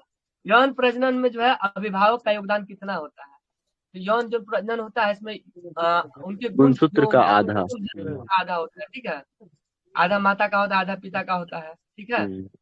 है याद रखेंगे, गुण सूत्र का अच्छा आधा होता है। यहाँ पे सर यहाँ पे ये तो जरूरी है सर, जैसे कि होता है ना जैसे स्पर्म या फिर स्पर्म पूछ ले या फिर ओवा पूछ ले, ये हैप्लॉइड होता है या डिप्लॉइड होता है, तो बोलेंगे हैप्लॉइड होता है। लेकिन जब स्पर्म और ओवा जब मिल जाएगा तो जाइगोट बनाएगा, तो जाइगोट को हम क्या बोलेंगे, डिप्लॉइड बोल देंगे। कहाँ बनता है, फ्लैपियन ट्यूब में बनता है ना। हाँ सर, हाँ तो ये पूछा हुआ क्वेश्चन है, फ्लैपियन ट्यूब में बनता है, याद रखें। बाकी ऑटोसोम की बात करें तो 22 जोड़ी होता है, और क्रोमोसोम 23 जोड़ी होता है, इसमें कंफ्यूज नहीं होना है। हाँ चलिए आगे देखते हैं, ल्यूकोडर्मा बीमारी, इसका संबंध किससे है। तो ये स्किन से संबंधित है, ठीक है, त्वचा से संबंधित है। और अगर कभी अभी पूछता है तो सबसे बड़ा शरीर का अंग कौन सा है, तो त्वचा है, ठीक है, याद रखेंगे। और सबसे बड़ी ग्रंथि की बात करें तो यकृत है। ये सब चीज याद, तो ये सब मतलब ये है कॉमन चीज याद होगा आप लोग को। सूखा रोग किससे प्रभावित, निम्न में से किसे प्रभावित करता है। तो सूखा रोग जो है कंकाल सर भी से हम भी करवा सकते हैं क्या सर। ठीक है, हम बात करके सर से आप बता देंगे आपको, अगर आप इंटरेस्टेड है तो क्यों नहीं करा सकते। हाँ इंटरेस्टेड है सर हम भी। ठीक है, जितना भी साइंस वाला फैक्ट आएगा ना, सब उखाड़ मतलब सब अच्छे से कर लेंगे सर। ठीक है, आप उखाड़ दीजिएगा। चलिए आगे देखते हैं हम लोग।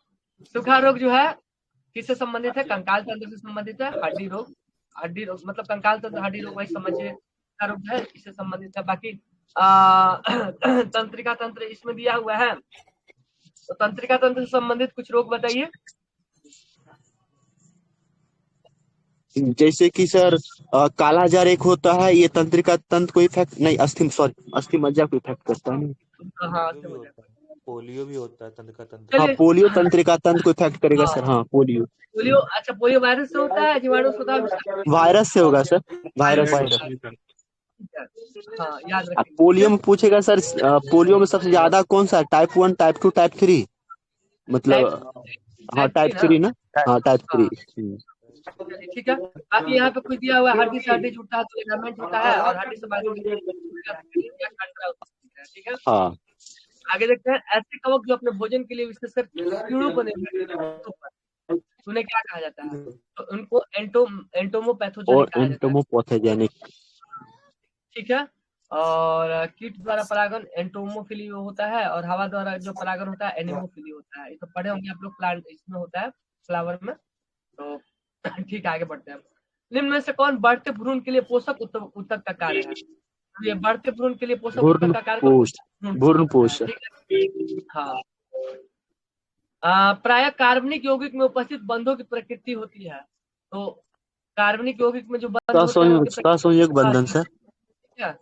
हाँ, और ये जल में भी वही होता है, सहसंयोजक बंधन। हाँ आयनिक सहसंयोग बंधन और आयनिक बंधन में सर बस 2 चीज हमको याद रखना है। जैसे कि धातु अधातु के बीच में जो भी बॉन्ड बनेगा ना, धातु अधातु के बीच में वो आयनिक बॉन्ड, और अधातु अधातु के बीच में जो बॉन्ड बनेगा उसको सहसंयोग बॉन्ड बोल देंगे।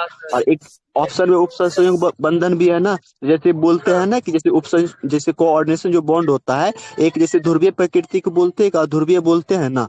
तो ध्रुवीय कहने का सेंस ये दिया कि जैसे कि मान लेते बोलते हैं नाइट्रोजन N2 बोलते हैं, N2 Cl2 H2, तो समान परमाणु के बीच जो बंधन बनेगा ना, समान परमाणु के बीच, जैसे Cl2 यानी क्लोरीन क्लोरीन के बीच हो गया, तो ऐसा जो होगा वो ध्रुवीय में आ जाएगा, मतलब कोऑर्डिनेशन में ध्रुवीय में आ जाएगा।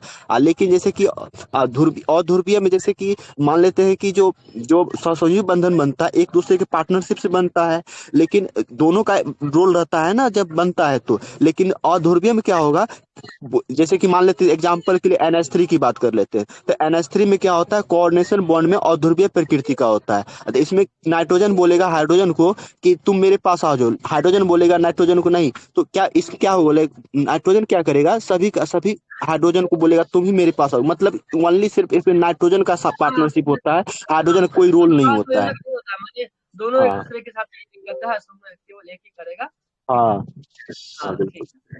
हाँ, तो ये आयनिक बंधन का अगर एक एग्जांपल पूछ ले तो ये नमक में होता है, NaCl में। ठीक है। हाँ और नमक जल में होता है। ठीक है। बहुत अच्छे, साइंस में आपका अच्छा पकड़ है और होना भी चाहिए। ठीक है। हाँ सर साइंस तो है मेरा सर। समझना सब, अगर आप किसी चीज को समझ लेते हैं अच्छे से ना, तो फिर वो तो इसलिए सर हम इसलिए बोले सर कि मेरा भी रिवीजन हो जाता थोड़ा। हम बताएंगे इसको। ठीक है, हम आपको बताएंगे। प्राकृतिक रबड़ निम्नलिखित में से किसका बहुलक है? तो ये तो बहुत आसान आइसोप्रीन सवाल का सर, आइसोप्रीन। हाँ, कठोर करने के लिए इसमें कार्बन का यूज किया जाता है। ठीक है, तो पता होगा। रबड़ का वर्गीकरण जो है सल्फर के द्वारा किया जाता है।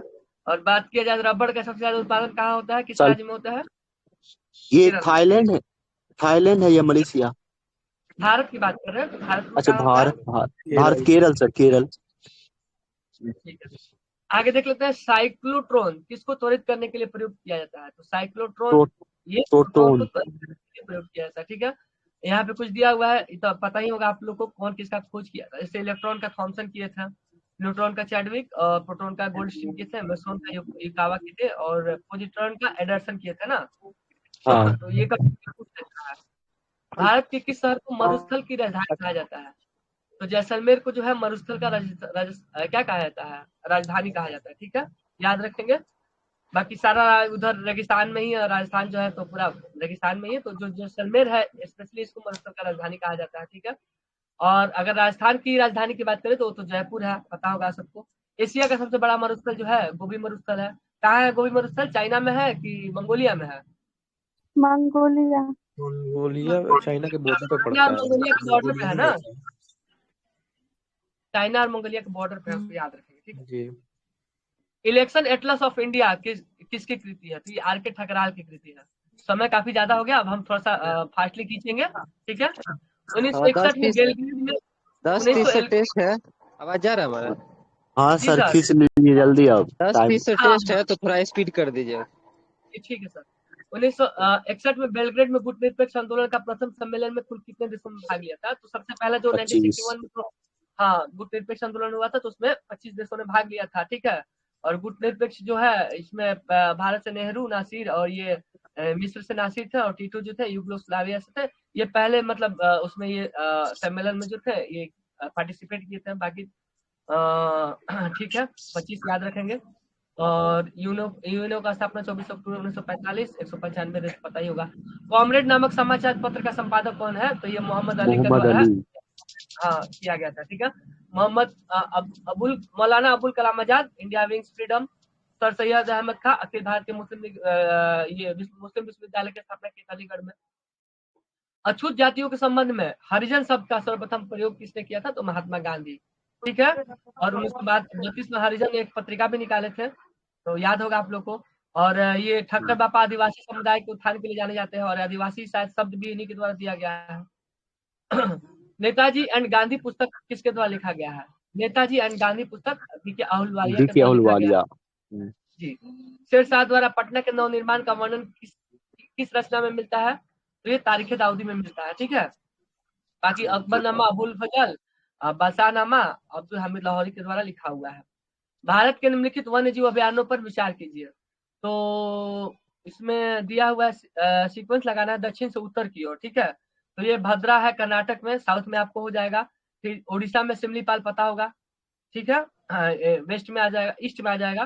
बाकी जो है पंचमढ़ी एमपी में आ जाएगा, मध्य प्रदेश मध्य सेंटर में। और शिकारी देवी जो है ये हिमाचल प्रदेश में पड़ता है, ये आपका ईस्ट में पड़ेगा, ठीक है। याद रखेंगे, इसी के हिसाब से आप सीक्वेंस लगा लेंगे।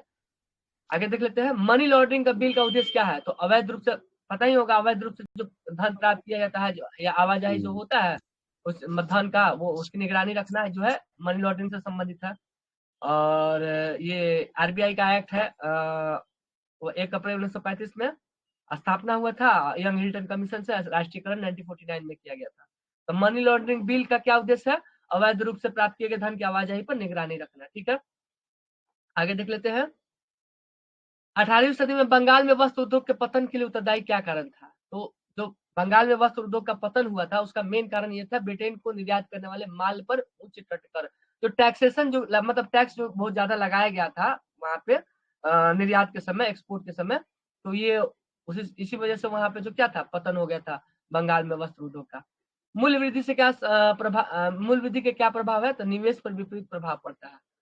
मूल्य में जब वृद्धि होगा तो निवेश पे क्या होगा? उसका उल्टा प्रभाव पड़ेगा, ठीक है। ये सब तो बौद्ध धर्म के बारे में आपको पता होगा। गौतम बुद्ध जो है संस्थापक है, जन्म हुआ था 563 लुम्बिनी नेपाल में, मृत्यु 483 कुशीनगर में हुआ था जो उत्तर प्रदेश में है। नाम सिद्धार्थ था बचपन का, पिता का नाम सुदोधन, माया देवी माता का नाम था। 6 वर्ष का कठिन तपस्या के बाद 35 वर्ष की आयु में फल्गु नदी के किनारे ज्ञान की प्राप्ति हुई थी। पहला सर्वाधिक उपदेश सारनाथ में, पहला सारनाथ में और सर्वाधिक श्रावस्ती में, इसमें कंफ्यूज नहीं होना है। पहला सारनाथ में उपदेश दिए थे और सर्वाधिक की बात करें तो श्रावस्ती में। बौद्ध धर्म की आत्मा की परिकल्पना नहीं है।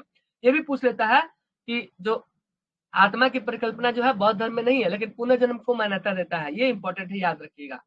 ये सब पूछता है। बौद्ध धर्म से सम्मिलित होने का न्यूनतम उम्र क्या था? तो 15 वर्ष था। गौतम बुद्ध ने अम्रपाली को सर्वसम्मति से स्त्री रत्न घोषित किया गया था, ठीक है।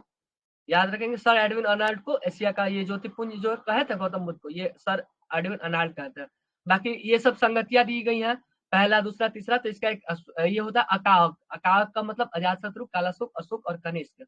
अध्यक्ष पूछता है तो पहले वाले महाकश्यप, दूसरे वाले में, सेकंड वाले में सभाकर्मी, थर्ड वाले में मोगलीपुत्र और फोर्थ वाले में वसुमित्र तीर्थ, ठीक है।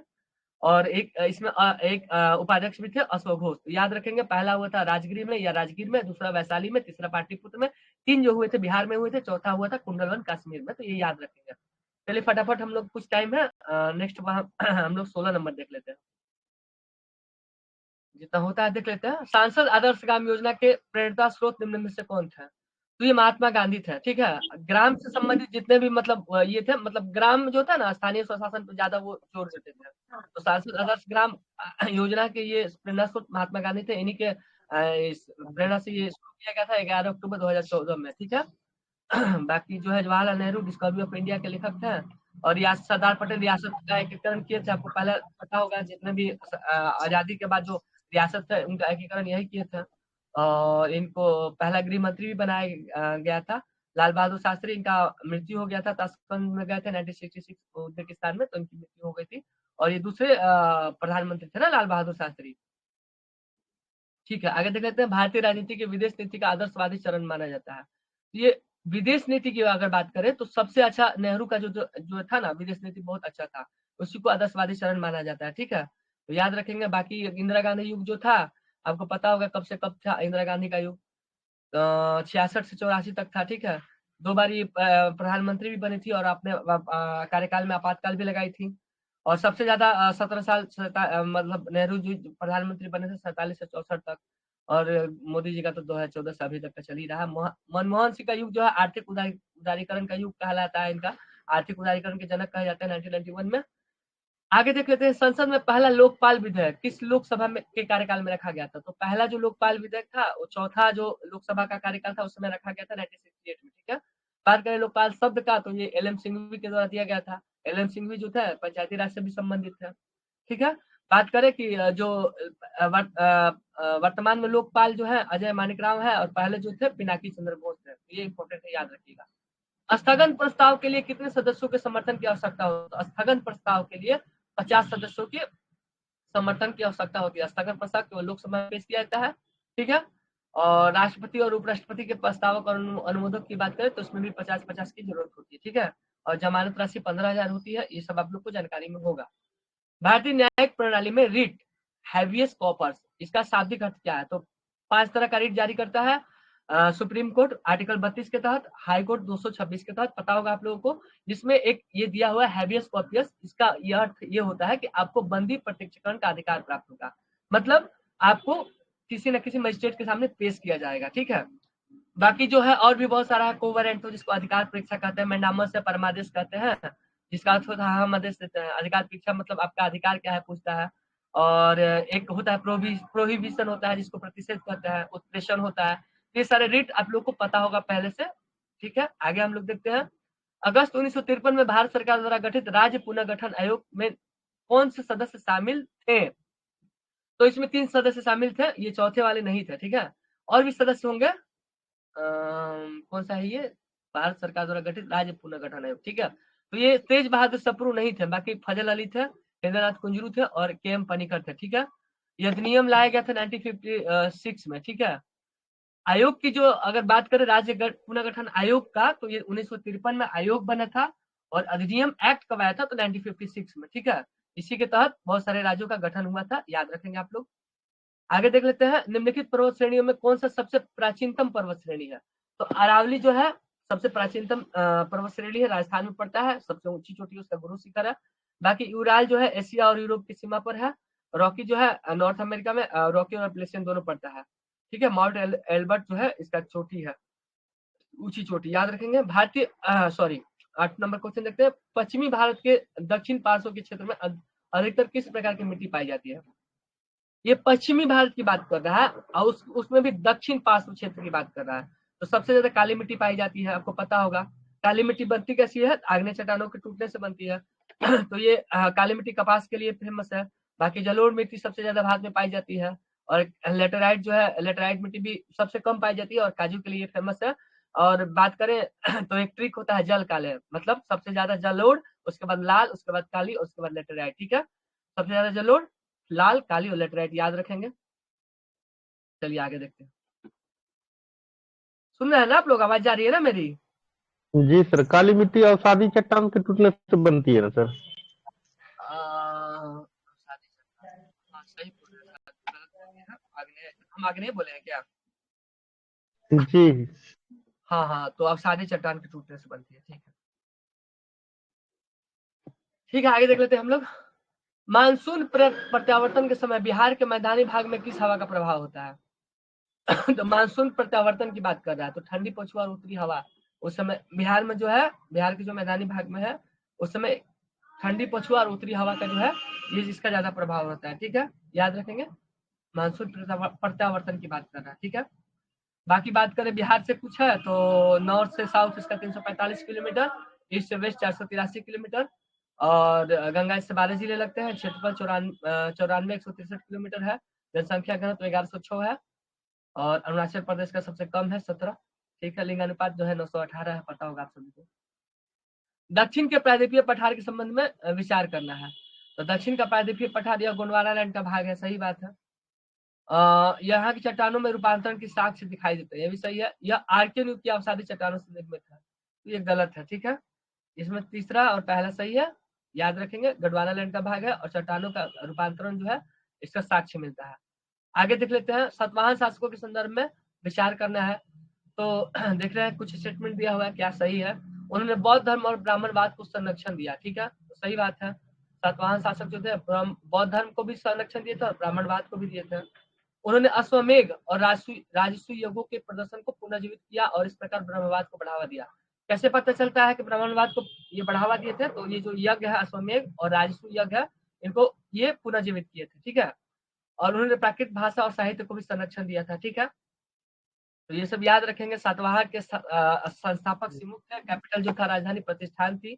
और ब्राह्मण को अगर बात करें, भूमि दान देने की शुरुआत जो किए थे सातवाहन ही किए थे, और सबसे ज्यादा गुप्त काल में भूमि जो दान किया गया था। तो याद रखेंगे, इसमें तीनों कथन सही है। किस प्राचीन स्तूप का नाम धान्य कटक है? तो अमरावती का जो स्तूप है इसका नाम क्या है? धान्य कटक है। ठीक है, आंध्र प्रदेश में अमरावती स्तूप है। अब आंध्र प्रदेश की राजधानी भी अमरावती है, पता होगा आप लोग को। भरूच स्तूप मध्य प्रदेश में, और सांची सारनाथ ये सब तीनों स्तूप का जो है ये कहाँ है? सारनाथ नहीं है, बाकी सांची जो है मध्य प्रदेश में, सारनाथ का स्तूप है यूपी में है। ठीक है, तो याद रखेंगे भरूच और सांची मध्य प्रदेश, सारनाथ यूपी और अमरावती तो आंध्र प्रदेश में। ऋग्वेद में कृषि का उल्लेख कितनी बार हुआ है? तो ऋग्वेद में कृषि शब्द का जो उल्लेख है 24 बार हुआ है, याद रखेंगे। और भी बहुत सारे हैं, जैसे सबसे पवित्र नदी सरस्वती है, गंगा का उल्लेख 3 बार हुआ है शायद। और तीसरा मंडल, सातवां मंडल, नौवां मंडल, ये सब जो है इंपॉर्टेंट है। गायत्री मंत्र जो है तीसरे मंडल से लिया गया है। सातवां नौवां मंडल सोम देवता को समर्पित है। तो ये सब इंपॉर्टेंट है, याद रखिएगा। मौर्य काल में सबसे छोटे स्तर पर कौन सा न्यायालय कार्यरत था? तो ये ग्राम सभा जो था, सबसे छोटे स्तर पर एक तरह का न्यायालय जो था कार्यरत था, याद रखेंगे मौर्य काल में। किस चीनी यात्री ने गुप्त काल में कौड़ियों के माध्यम से वस्तु विनिमय में प्रचलन को वर्णित किया है?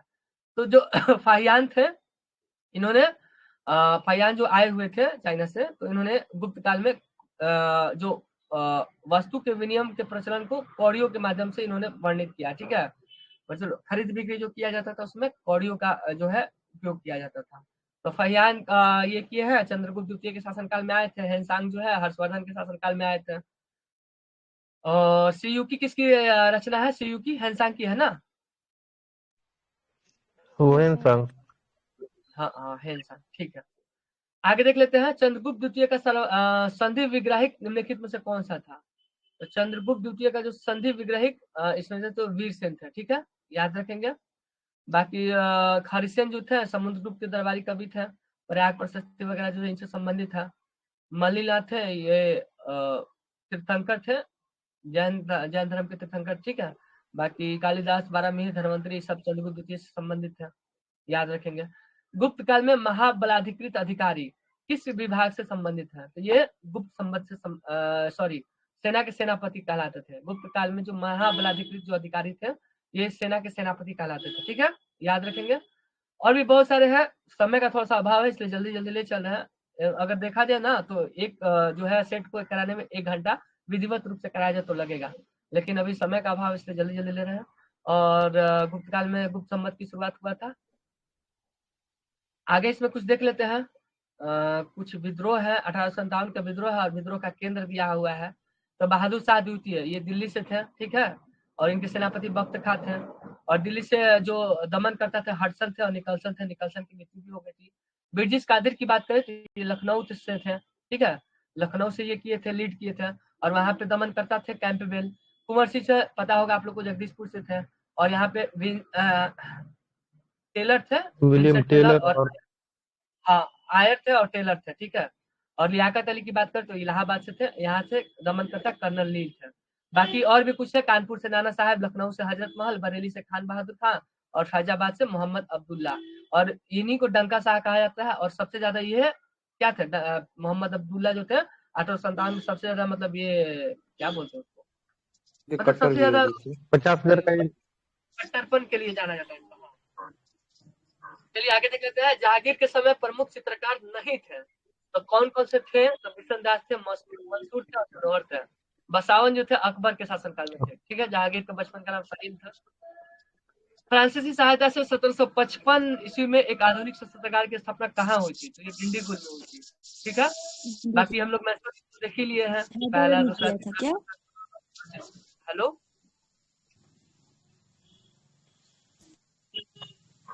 ठीक है, आगे बढ़ते हम लोग देखते हैं। जीवीपी आयोग, जीवीपी आयोग से मतलब कौन कौन शामिल था इसमें, कौन नहीं था, ये पूछ रहा है। तो यहाँ जैसे दिया हुआ है नाम से ही पता चल रहा है सर, जवाहरलाल नेहरू है, वल्लभ भाई पटेल है और पी सीतारमैया है। राजेंद्र प्रसाद नहीं होगा। लाया गया था ये जीवीपी आयोग, तो ये राज्य 1953 भाषाई आधार पर ये लाया गया था कि राज्य का पुनर्गठन हो, इसकी जांच के लिए लाया गया था, ठीक है। और 1953 में जो पहला जो राज्य था भाषाई मतलब आधार पर गठन किया गया था आंध्र प्रदेश का, पता होगा आप लोगों को। और ये याद रखिएगा जो ये जेवीपी आयोग है, इन्होंने इसको मना कर दिया था कि जो राज्य का जो पुनर्गठन हो ये भाषाई आधार पर नहीं होना चाहिए, फिर भी ये किया गया था। आपको पता होगा ये सीताराम कोई अल्लू थे जिनका ये देहांत हो गया था, अल्लू सीताराम, हाँ पोटी सीताराम कुछ नाम था, तो उनका देहांत हो गया था, वो भूख हड़ताल किए थे, तो इस वजह से ये करना पड़ा था। तो ये सब याद रखेंगे, ठीक है। आगे देख लेते हैं।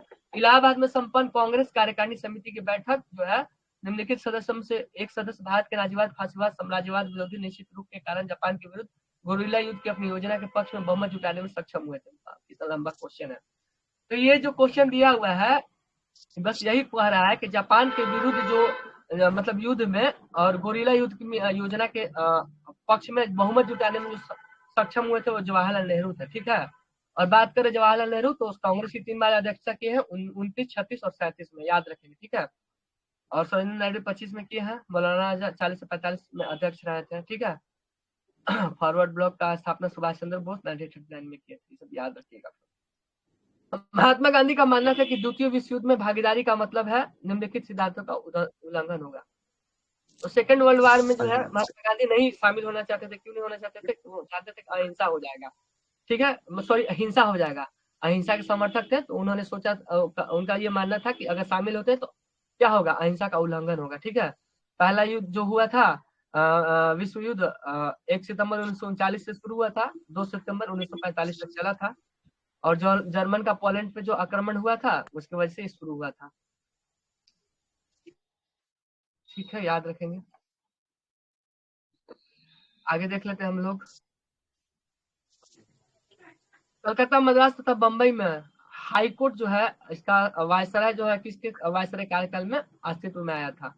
तो ये कैनिंग के शासनकाल में आया था, ठीक है। कैनिंग का जो शासनकाल था 56 से 62 था। कर्जन का जो 99 से 1905, बंगाल जेम्स कोड का पता है 1916 से 21, रॉलेट एक्ट का है, जालियांवाला बाग का है, बहुत सारे जो घटनाएं घटी थी इनके शासनकाल में। लॉरेंस का जो है 64 से 69 था कार्यकाल, याद रखेंगे। इलाहाबाद की संधि के समय रॉबर्ट क्लाइव ने मुर्शिदाबाद का उपदीवान किसको बनाया था? तो मोहम्मद रजा खान को, ठीक है। इलाहाबाद मुर्शिदाबाद का। एक पूछता है बिहार का, तो बिहार का कौन किसको बनाया गया था? सीताब राय को, ठीक है।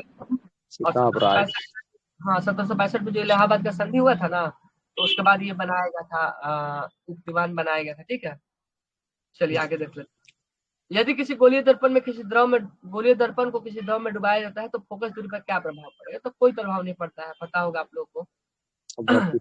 किसी भी द्रव में डुबाइएगा, लेंस में डुबाएंगे तब इफेक्ट पड़ेगा सर। हाँ। बाकी कुछ फैक्ट है। निकट दृष्टि दोष में हम लोग अवतल लेंस का उपयोग करते हैं, दूर में अवतल लेंस का। जब अबिंदु बेलनाकार लेंस का उपयोग करते हैं। एक होता है जरा दृष्टि दोष, तो उसमें द्विफोक्सी लेंस का उपयोग करते हैं, ठीक है। अतिचालक का लक्षण क्या है? अतिचालक का लक्षण शून्य परगम्यता, जिसमें प्रतिरोध क्या होता है? एकदम शून्य होगा, उसी को अतिचालक कहेंगे, ठीक है। प्रतिरोध का SI ओम होता है, विद्युत धारा एम्पियर से होता है, तो पता ही होगा आप लोगों को। चालक का ताप बढ़ाने से प्रतिरोध बढ़ता है, ठीक है। आगे देख लेते हैं। धुआं किस प्रकार के विलयन का उदाहरण है? तो धुआं जो है गैस में ठोस का, ये याद, गैस में ठोस, गैस में ठोस, ठीक है। तो गैस में द्रव की बात करें तो ऑक्सीजन में हाइड्रोजन, सॉरी जल में ऑक्सीजन जो है गैस में द्रव का है। आगे देख लेते हैं। कौन सा एक कोशिकीय हरित सवाल है? एक कोशिकीय की बात कर रहा है, तो ये क्लेडोमोनास है, ठीक है। ये क्या है? एक कोशिकीय हरित सवाल है, ठीक है, याद रखेंगे। और कवक और शैवाल को ये सहजीवी संबंध जो है बनाते हैं, और ये लाइकेन बनता है कवक और शैवाल से मिलने से, जो वायु प्रदूषण का सूचक भी होता है। ठीक है, सल्फर डाइऑक्साइड मात्रा हाँ, ये जो है वायु प्रदूषण का सूचक होता है। कैसे होता है? जहाँ सल्फर डाइऑक्साइड जो रहेगा ना, मात्रा अधिक रहेगा, वहाँ लाइकेन क्या होगा? नहीं होगा। ठीक है, तो इसी से ज्यादा। पता चल। अच्छा हाँ, नहीं, हाँ नहीं। निम्न में से किसे पादप जगत का उभयचर कहा जाता है? तो ब्रायोफाइटा को कहा जाता है। ठीक है, ब्रायोफाइटा को पादप जगत का उभयचर कहा जाता है। इसमें मॉक्सिया, रिस्किया और एक होता है स्फैग्नम होता है, मार्केसिया, हाँ ये सब होता है। ये पादप लिवरवर्ट, उभयचर कहा जाएगा। अनावृतबीजी चीड़ होता है, थैलोफाइटा सवाल कवक, सॉरी ये नहीं है, थैलाफाइटा, टेरिडोफाइटा। तो ये सब क्या है? ये पादप जगत से रिलेटेड है, आप लोग को पता होगा। क्रिप्टोगैम्स का पार्ट है सर, हाँ, थैलोफाइटा, ब्रायोफाइटा, टेरिडोफाइटा। ठीक है। इनमें से कौन सा जीव परजीवी पोषक युक्ति को दर्शाता है? तो ये अमरबेल दर्शाता है। ठीक है, अमरबेल। हाँ, ये परजीवी पोषक युक्ति को दर्शाता है। ठीक है, आगे देख लेते हैं। कौन सा द्विलिंगी पुष्प है? तो द्विलिंगी पुष्प इसमें से कौन सा है? गुड़हल सरसों। ठीक है, बात करें एकलिंगी पुष्प की, तो ये तरबूज और पपीता जो है एकलिंगी, और शहतूत जो है एकलिंगी पुष्प का उदाहरण है। द्विलिंगी और एकलिंगी में क्या अंतर है? तो एकलिंगी में जो होता है एक ही होगा, या स्त्री केसर होगा, एक ही होगा। हाँ, और द्विलिंगी में दोनों होता है। एक ही शरीर में फीमेल दोनों। किसके द्वारा होता है? तो ये ऑर्निथिन चक्र के द्वारा होता है। ठीक है, यकृत में यूरिया का संश्लेषण किसके द्वारा होता है? ऑर्निथिन चक्र के द्वारा। हेब्स जो चक्र है, उससे ऊर्जा का उत्पादन होता है। ठीक है, पता होगा आप लोग को। नाइट्रोजन के द्वारा नाइट्रोजनीकरण होता है। चलिए आगे देख लेते हैं। मानव के निम्न अंगों में से कौन सी एक प्रतिरक्षी अनुक्रिया के प्रदर्शन में शामिल नहीं है? तो ये मस्तिष्क शामिल नहीं है। ठीक है, प्रतिरक्षी अनुक्रिया में कौन शामिल नहीं होता है? मस्तिष्क शामिल नहीं होता है। प्रतिरक्षी अनुक्रिया समझ में आता है ना, क्या होता है? कभी कहीं चोट लग गया, या फिर कभी मतलब तुरंत जो रिएक्ट करता है ना, उसमें जो ये दिमाग तक ये चीजें नहीं जाती हैं। इसमें हमारा क्या मेरी रज्जु ही नहीं काम तो करता है ना। प्रतिरक्षी मतलब क्या होता है ना कि बाहर से अगर वायरस या बैक्टीरिया का अटैक हुआ ना, तो उसके खिलाफ जो आप हम वो दूसरा समझ रहे थे। ये एक और दूसरी चीज होती है जिसमें चीजें दिमाग तक नहीं जाती हैं, वो मेरे रज्जु ही तुरंत वो उसमें अनुक्रिया करता है, वो अलग चीज है। रिफ्लेक्स की बात कर रहे हैं ना सर? हाँ, वो अलग है। ये प्रतिरक्षी, ये अलग चीज है। ठीक है, आप सही बोले। ये प्रतिरक्षी इसमें जो है ना, वो इसमें थाइमस, झिल्ली और ये लसिका पर्व शामिल होता है, इसमें मस्तिष्क शामिल नहीं होता। ठीक है, चलिए अच्छा आगे देख लेते हैं हम लोग। चलिए, थोड़ा सा स्पष्ट नहीं आया हुआ है, ठीक है, तो समझ में नहीं आ रहा है, और टाइम भी हो गया है, तो आज के लिए इतना ही रहने देते हैं। थोड़ा देर 9 मिनट रह गया करीब टेस्ट शुरू होने में, थोड़ा देर रिलैक्स कर लीजिए आप लोग। ठीक है, ठीक है सर। और सेकंड क्लास देखिए इन्फॉर्म किया जाएगा कब से शुरू होगा, बाकी का जो बचा हुआ सेट कराया जाएगा। आप लोग टेस्ट दीजिए। ठीक है, थैंक यू। हाँ, थैंक यू ठीक है सर।